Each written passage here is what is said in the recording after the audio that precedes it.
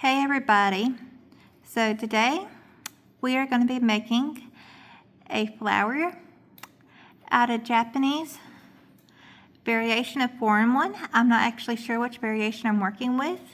I always get them mixed up. But anyway, we're making a flower today. I'm Christy with Christy E Creations, a chainmail artist and mixed media artist. Also, I am left-handed. So I have 4 different colors, 2 different colors here, and 2 different sizes. These are going to be the petals of my flower.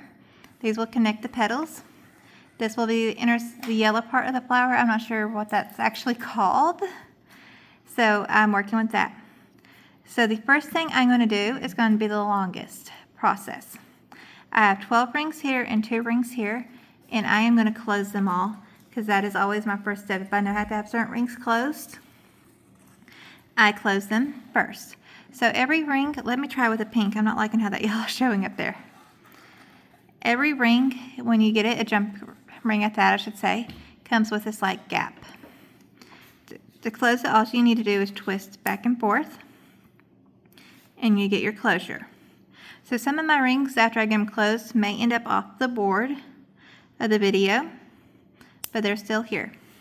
I'm also working with 2 pliers and on a silicone mat. Sometimes you'll also see me using a beaded mat. So let's get all these rings closed. If you're new to chainmail, one of the first things you're going to learn, it's all about opening and closing rings. My recommendation, if you're new, to start out with aluminum, because copper is very soft and stainless steel is going to require more strength. And then learn just opening and closing rings only. Find your grip, find the pliers that you like, and then start with the weaves. That is information I wish I had been given when I self-taught myself.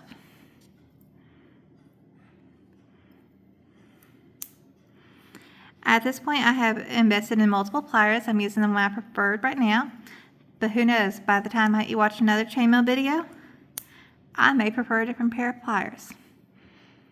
But this is the one I found is me with arthritis. That works best with my hands, and when I have to wear a brace, also works very well as well.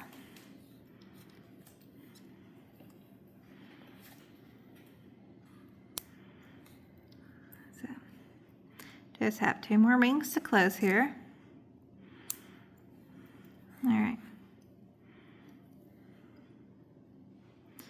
So the next repeated part we're going to do is we're going to pull all these pink rings that I had closed, and we're going to start with these small pink rings as well.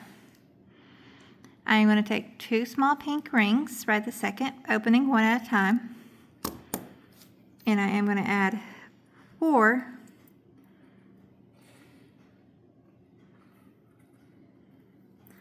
big rings,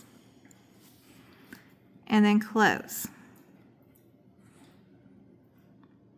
This is going to be a very tight one because I did not want a lot of gap. I'm going to repeat that process with another ring where I just grab all the rings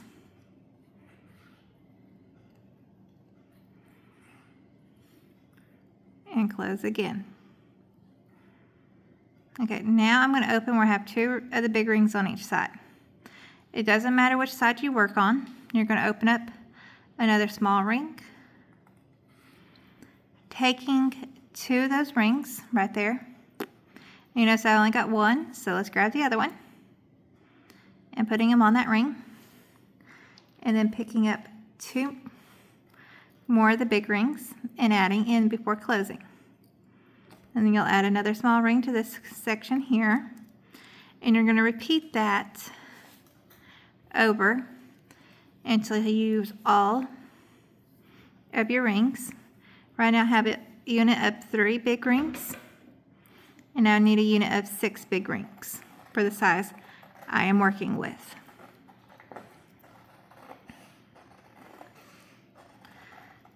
So, opening, grabbing, adding, closing, and repeating. That's why I said chainmail is very repetitive, and it can be very annoying at times also. But sometimes, like today, I find it relaxing.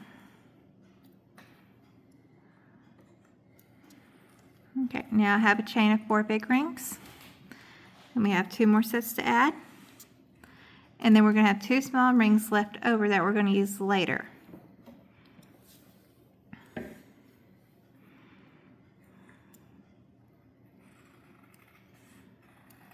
Come on. Sometimes I have to adjust, and I'm going to show you one more trick this time after I get this ring closed on this one that I just thought of I hadn't shown y'all. So you grab one of the outer rings, then go through the 2 middle rings, then add the outer ring again, hold and adjust your pliers, the ring where you need it to with your pliers, and close. So I'm going to show you with this one here. I'm going to open, instead of using that chain we just created so far, I'm going to go ahead and grab one of these, then put on the end of one of the ends on, adjust my grip, and I went off screen on you, I'm sorry, and then add back that one back on and close, and then I'll let that loose, and we need to add one more ring.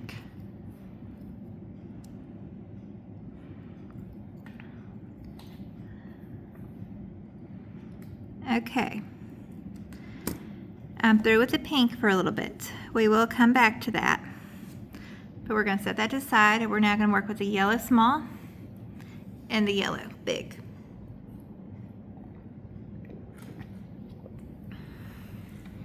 So the first thing we're going to do, no matter which side you're working on, you're going to add the 2 yellows, or whatever color you choose, to your chain. And you're going to use 2 small of the same color as your middle, or if you are using different colors all together, that works great too. You're going to just add those on real quick.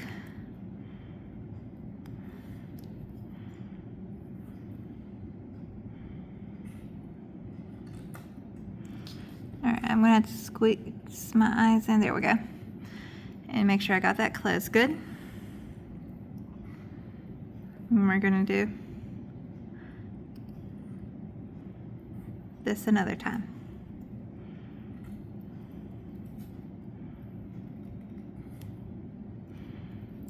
Okay, now I'm going to lay this flat out so y'all can see it. So I'm going to pull this ring down, so we have 1 yellow connecting there.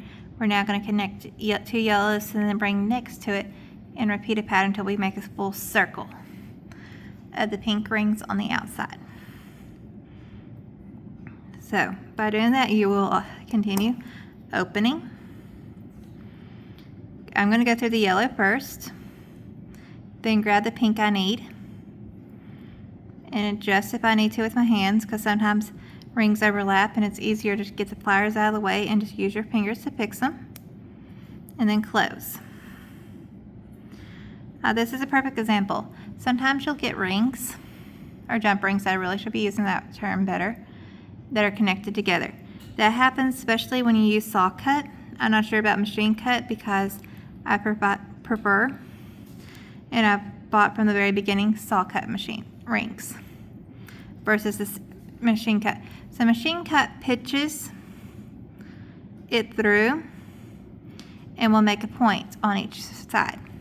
Saw cut is just a smooth, straight line, and that's why I prefer that. All right, got that one done. Now we're going to come through the yellow again, and we're going to grab the next pink one in line and close.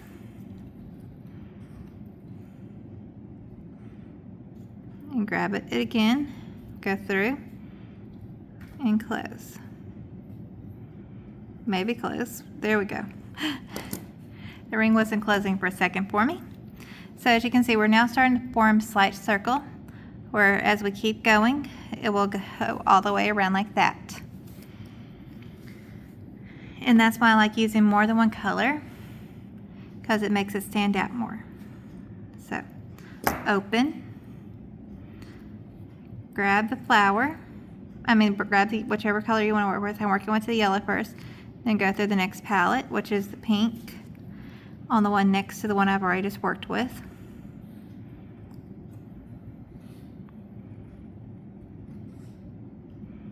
And close it.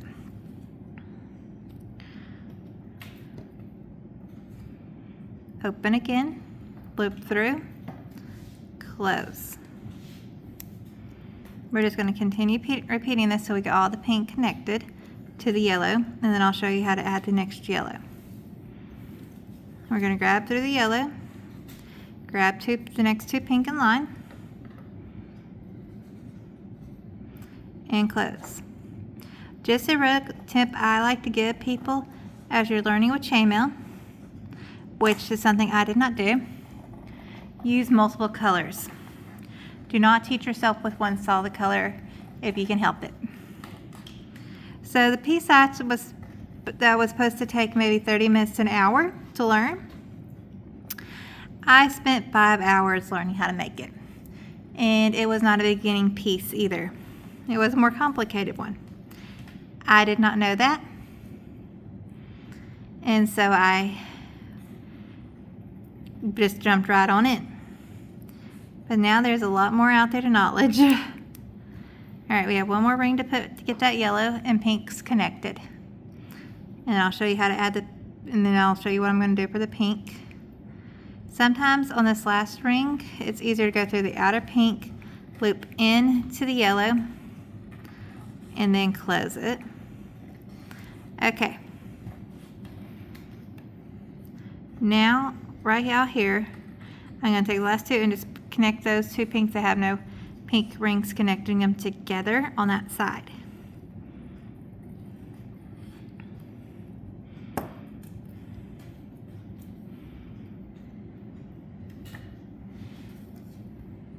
There's one ring. And you can see you can do it with one ring. But I just like how it looks better with two personally. And that is personal preference of why I do it. Okay, let's add that other ring. Alrighty. We have our flower formed. Now there's so many ways you can use this flower. You can add another flower right next to it, build off of it, or so forth with other chainmail. You can add a clasp, you can add a ring, or the one I am going to be using is a backpack pull ring or clasp. So I am going to actually use my pliers to help hold this open, like so. Go through to the pink rings, then close it. And then it's on here, like so. The reason why I use the pliers for that is it will actually save my fingers from having to hold it down. So I hope you enjoyed my flower chainmail tutorial. I want to thank you all for joining me. If you have comments or questions, always drop them down in the comments. Please like and subscribe to me if you can. And I hope to see you all in another video. Bye, everybody.